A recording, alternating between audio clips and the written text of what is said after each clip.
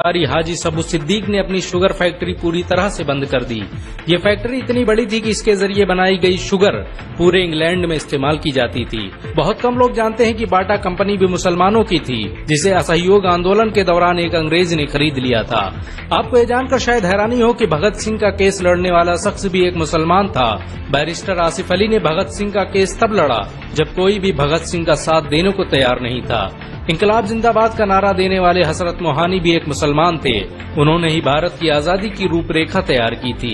इतिहासकारों के मुताबिक 1857 में होने वाले विद्रोह में 50,000 उलमाओं को फांसी दी गई और लाखों मुसलमान सरेआम कत्ल कर दिए गए। 1857 में दिल्ली से लेकर कलकत्ता की रोड पर ऐसा कोई पेड़ नहीं था जिस पर मुस्लिम उलमाओं की लाशें न टंगी हो। मुसलमानों ने ही भारत की आजादी के लिए पहली जंग लड़ी। मैसूर के सुल्तान हैदर अली और उसके बेटी टीपू भारत की आजादी के लिए शहीद होने वाले पहले शासक थे। मशहूर क्रांतिकारी अशफाकुल्लाह खान सबसे कम उम्र में फांसी पाने वाले भारत के पहले व्यक्ति थे। बहुत कम लोग जानते हैं कि जय हिंद का नारा एक मुसलमान आबिद हसन सफानी ने दिया था। ये नारा आज भी भारतीय सेना और शासकीय प्रणाली में सम्मान स्वरूप इस्तेमाल किया जाता है।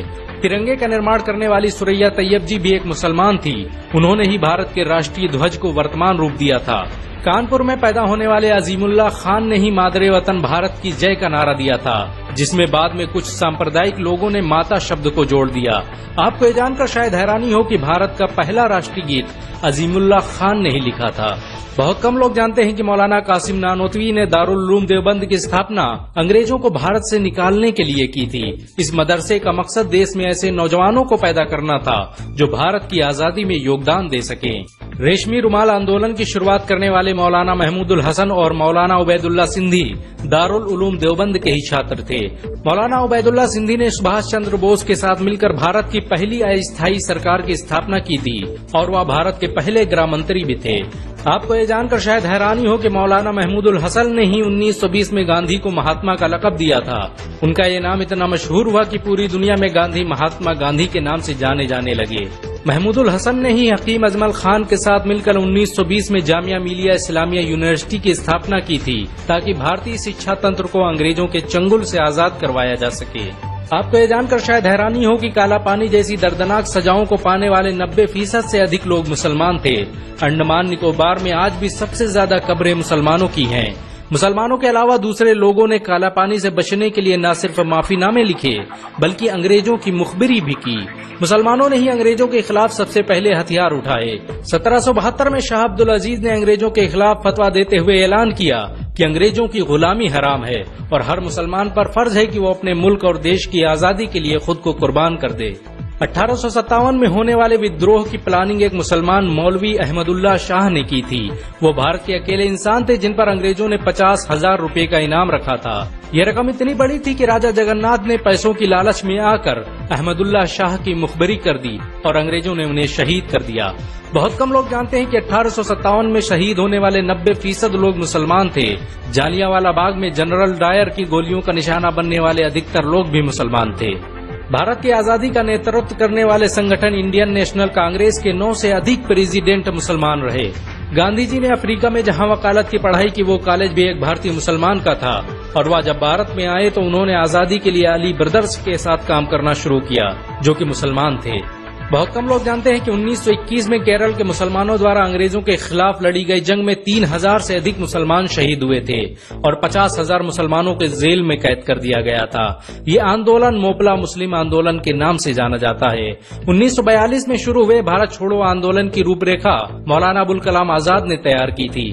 संविधान निर्माता डॉक्टर भीमराव अम्बेडकर को पहचान दिलाने में मुसलमानों का बड़ा योगदान रहा है। 1946 में जब भीमराव अम्बेडकर दलित होने की वजह से इलेक्शन हार गए तो बंगाल मुस्लिम लीग ने उन्हें मुस्लिम इलाके से इलेक्शन लड़ने की दावत दी। इस तरह भीमराव अम्बेडकर संविधान सभा का हिस्सा बन सके। अगर मुसलमान भीमराव अम्बेडकर को इलेक्शन न जिताते तो उन्हें कभी भारत के संविधान को लिखने का मौका न मिलता। भारत की आजादी के लिए सबसे ज्यादा लेख, शायरी, गीत और किताबें मुसलमानों ने ही लिखी। अल्लामा इकबाल के जरिए लिखा गया सारे जहां से अच्छा आज पूरे भारत में गाया जाता है। आपको ये जानकर शायद हैरानी होगी कि देश के लिए शहीद होने वाला पहला पत्रकार मौलाना मीर बाकर एक मुसलमान था। भारत की आजादी के लिए मुस्लिम राजाओं और महाराजाओं ने अपने खजाने खोल दिए। कोलकाता के हाजी उस्मान सईद ने अपना सब कुछ भारत की आजादी के लिए कुर्बान कर दिया। हाजी उस्मान की अमीरी का अंदाजा इसी बात से लगाया जा सकता है कि 1920 तक कोलकाता में बनने वाला हर स्कूल और हर बड़ी बिल्डिंग उन्हीं की थी। कोलकाता के पहले सुपर स्टोर कैश बाजार की बुनियाद हाजी सईद ने ही रखी थी, लेकिन बाद में उन्होंने अपनी सारी दौलत देश को दान कर दी और खुद एक किराए के घर में रहने लगे। अमीर हमजा और अब्दुल हबीब यूसुफ मरफानी जैसे मुसलमानों ने अपनी अरबों रुपये की संपत्ति देश की आजादी के लिए कुर्बान कर दी। सुभाष चंद्र बोस द्वारा अफगानिस्तान में स्थापित की गई सरकार में 9 में से 5 मंत्री मुसलमान थे। भारत की आजादी के लिए देश भर में मौजूद मस्जिदों को किलों की तरह इस्तेमाल किया गया। इन मस्जिदों में सुबह शाम हर वक्त भारत की आजादी के लिए ऐलान हुआ करते थे। आजादी के वक्त कोई मस्जिद ऐसी नहीं थी जिसकी दीवारों पर मुसलमानों का खून न लगा हो। इन सब के अलावा ऐसे करोड़ों मुसलमान हैं जिन्होंने भारत की आजादी और उसकी अस्मिता के लिए अपना सब कुछ कुर्बान कर दिया। सच तो ये है कि भारत की आजादी मुसलमानों के बगैर मुमकिन न थी। भारत आज भी आजादी के लिए मुसलमानों का एहसानमंद है।